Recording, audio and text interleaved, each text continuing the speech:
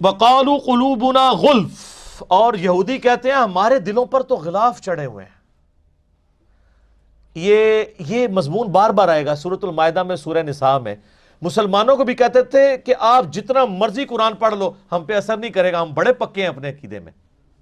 یہاں بھی لوگ کہتے ہیں نا کہ اسی تے اپنا بابیاں دا عقیدہ نہیں چھڈنا، تسی جو مرضی کر لو اسی پکے ہیں.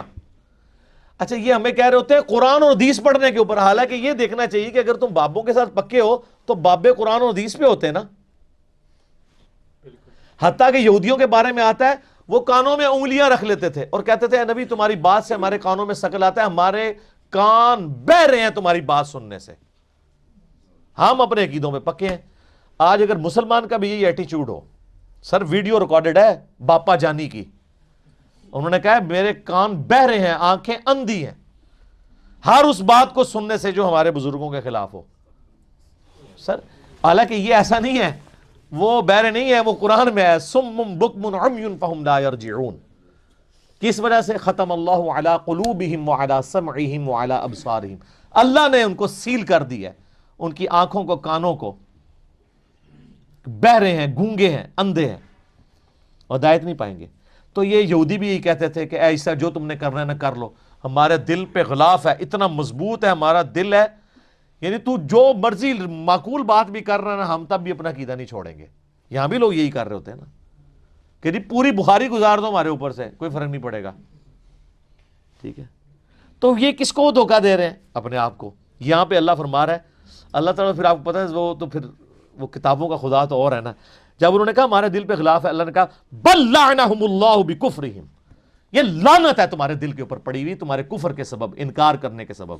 لانتی ہو، یہ کہتے ہو کہ بات نہیں اثر کرتی، اصلی مار پئی ہے تو انہوں اللہ دی، لانتی ہو چکے ہو. ویسے تو ہمیں بھی یہی کہنا چاہیے، جو کہتے ہیں نا پوری بخاری قرآن بھی پڑھ لو ہم پہ اثر نہیں ہونا، ہمیں بھی یہی کہنا چاہیے اللہ کی سنت پہ عمل کرتے ہوئے کہ یہ لعنت پڑ گئی تمہارے اوپر. لیکن ہم بڑی سافٹ سی لینگویج میں کہتے ہیں کیا کہ مرنے سے پہلے ہے مسلمان کر لے اس پہ غور، کتابوں کا خدا اور ہے، بابوں کا خدا اور اللہ تعالیٰ فرما رہا ہے کہ یہ کہتے ہیں نا ہم پہ کوئی بات اثر نہیں کرتی، تو یہ لعنت کی وجہ سے ہوا ہے. ہونا تو چاہیے کہ تم پہ معقول بات کا اثر ہو، تو تمہیں تو پریشان ہو جانا چاہیے کہ تم پوائنٹ آف نو ریٹرن پہ، یہ یعنی تھرڈ سٹیج کا کینسر تمہیں ہو چکا ہے روحانی. یہ تو تم اپنی خود برائی بیان کر رہے ہو، یہ اچھائی تو نہیں ہے. فَقَلِيلًا مَا يُؤْمِنُونَ، بہت کم لوگ ہیں جو ایمان رکھتے ہوں گے. وَلَمَّا جَاءَهُمْ كِتَابٌ مِّنْ عِندِ اللَّهِ، اور جب آ گئی ہماری یہ کتاب اللہ کی طرف سے، یعنی اب قرآن کا اللہ ذکر کر رہا ہے. ہسٹری بتاتے ہیں کہ یہ بنی اسرائیل وہ ناہنجار ہیں، انہوں نے اپنے یہودی پیغمبر عیسیٰ ابن مریم علیہ السلام کا انکار کر دیا تھا، تو ہمارے اس پیغمبر کو جو بنو اسماعیل میں سے ان کو کیسے ماننا ہے؟ اب جب یہ کتاب ان کے پاس آئی ہے مصدق لما معہم، اس حال میں آئی ہے کہ جو کتابیں وہ خود مانتے ہیں نا ان کتابوں کو یہ کتاب تصدیق کرنے والی ہے. یہ نہیں ہے کہ یہ کہہ رہی ہے کہ تسی سارے غلط ہو. چلو پھر تھوڑی کنفرنٹریشن آ جاتی ہے کہ یار یہ کتاب کہہ رہی ہے تورات بھی غلط، انجیل بھی غلط، تو بندے کو دشمنی آتی ہے. جب یہ کتاب کہہ رہی ہے کہ تورات انجیل بھی اللہ کی کتابیں ہیں، اب کیا دشمنی ہے؟ اور تصدیق میں کیا قیامت مضمر ہے؟ تصدیق اس اعتبار سے بھی ہے کہ یہ کتاب کہتی ہے کہ تورات اور انجیل اللہ کی کتابیں ہیں، اور تصدیق اس اعتبار سے بھی ہے کہ تورات اور انجیل نے کہا تھا کہ پیغمبر آخر الزمان آئیں گے، ان پر کتاب نازل ہوگی صلی اللہ علیہ وآلہ وسلم. تو تمہاری کتاب جھوٹی ہو جانی تھی اگر یہ کتاب نازل نہ ہوتی. کیوں؟ تورات اور انجیل کی پروفیسیز اگر پوری نہ ہو تو کتابیں جھوٹی ہو جائیں گی نا. تو قرآن کا آنا ان کتابوں کو سچا کر رہا ہے کہ ان میں جو لکھا تھا نا کہ آخری پیغمبر نے آنا ہے، تو قرآن نے آ کے ان کتابوں کی عزت میں اضافہ کر دیا ہے. یہ تصدیق کرنے والی ہے، ان کتابوں کو بھی درست کہہ رہی ہے، اور پریکٹیکلی فزیکلی زبان حال سے مصدق بن کے آئی ہے ان کتابوں کی. مصدق لما معہم وکانوا من قبل، اور جب اس سے پہلے ان یہودیوں کی حالت تھی یستفتحون علی الذین کفروا، یہ کافروں پر فتح مانگا کرتے تھے اللہ تعالیٰ سے. قرآن نازل ہونے سے پہلے تو اس قرآن کے اور اس پیغمبر کے یہ اتنے شہدائی تھے کہ جب کافروں سے ان کی جنگیں ہوتی تھی تو جنگوں میں جب ان کو شکست ہوتی تھی تو اس کتاب اور پیغمبر کے ذریعے سے اللہ کی طرف دعا مانگا کرتے تھے. کیا؟ کہ یا اللہ اس پیغمبر کو جلدی جلدی بھیج، اس کے ساتھ مل کر ہم پوری دنیا میں تیرا نام روشن کریں گے. ظاہر ان کی کتابوں میں تھا آخری پیغمبر نے آ کے رومن اور پرشین امپائر گرانی ہے. هو الذی ارسل رسولہ بالہدی ودین الحق لیظہرہ علی الدین کلہ، تو موجود تھا. تو اللہ تعالیٰ فرماتا ہے کہ اس نبی کے آنے سے پہلے تمہاری حالت تھی کہ تم دعائیں کیا کرتے تھے، یا اللہ آخری نبی کو جلدی جلدی بھیج، ہم ان کے ساتھ مل کے تو کافروں کے خلاف جہاد کریں.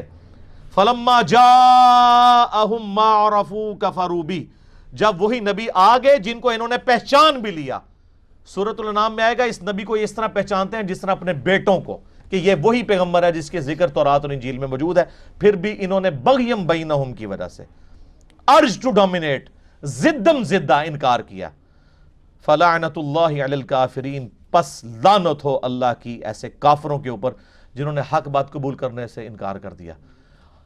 یہ وہ آیت ہے سورہ البقرہ کی 89 نمبر آیت جو اکثر ہمارے بریلوی بھائی پیش کرتے ہیں کہ قرآن میں آیا کہ یہودی بھی نبی کے وسیلے سے دعا کیا کرتے تھے، تو وسیلہ جائز ہوتا ہے. ایک گل ہی کچھ اور سی، ٹھیک ہے.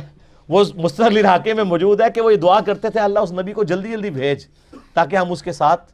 تو وہ جو اللہ کہہ رہا ہے نا کہ پہلے تو تم اس نبی کے ذریعے سے جنگوں میں فتح مانگا کرتے تھے، مراد یہ کہ کہتے تھے کہ جنگ میں فتح ہوگی جب یہ میرے پیغمبر آئیں گے. اب جب آئے تو انکاری ہو گئے. وسیلہ اور توسل پہ میرا مسئلہ 43 دیکھ لیں، اس میں میں نے اس آیت کو کوٹ کیا تھا. اور آپ دیکھیں جو ہدایت یہود و نصارہ کے پاس ریٹن فارم میں تھی انہوں نے انکار کیا، ان کو فائدہ نہیں ہوا. اور جن کے لیے نہیں تھی انہوں نے یہودیوں سے سن کے قبول کر لیا، دنیا کے امام بن گئے. اوس اور خزرج، اوس اور خزرج جنگجو تھے عرب کے، مشرکین عرب کے قبائل. جب بھی یہودیوں سے لڑتے تھے، یہودی چونکہ دنیا دار، دنیا پرست، بزدل، ہمیشہ یہ جنگ میں مار کھاتے تھے. تو یہ کہتے تھے بچو جی اب تو مار رہے ہو نا، جب وہ آخری نبی آئیں گے نا ہم ان کے ساتھ مل کے پوری دنیا پہ غلبہ کر لیں گے. تو یہ اوس اور خزرج کے کان پک چکے تھے یہ بات سن سن کے، اور وہ ڈرتے تھے کہ یار ان کا مسیحا کب آئے گا وہ منجی اور ہادی بن کے، یعنی محمد رسول اللہ صلی اللہ علیہ وآلہ وسلم. جب وہ آئے تو یہ تو اپنے بابوں کے پیچھے لگ گئے علماء یہود کے. اوس اور خزرج نے یہودیوں سے پہلے ہی ان کا یار یہ وہی پیغمبر نہ ہو.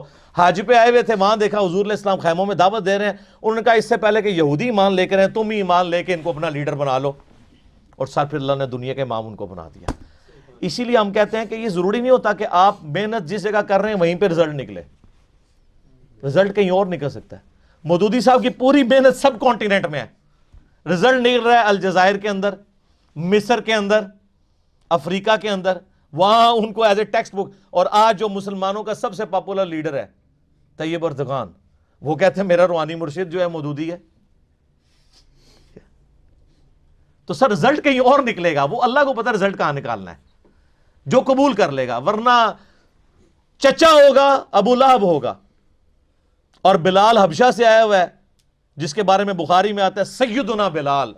سیدنا عمر کہتے تھے ابو بکر ہمارے سید ہیں جس نے ہمارے سید بلال کو آزاد کروایا، رضی اللہ عنہم اجمعین وعلیہم السلام اجمعین. تو جو محنت کرے گا میرے بھائی اس کو ہی رزلٹ ملے گا. میرے خیال ہے اسی آیت کے اوپر ہم کنکلوڈ کرتے ہیں. اگلی دفعہ انشاءاللہ یہیں سے اس کو آگے لے کے چلیں گے کہ اللہ تعالیٰ نے وہ ہدایت جو یہودیوں کے لیے ڈائریکٹلی ہدایت کا سبب تھی، انڈائریکٹلی وہ ان کے لیے جو اوس اور خزرج تھے مشرکین عرب کے قبائل ان کے لیے بنا دی.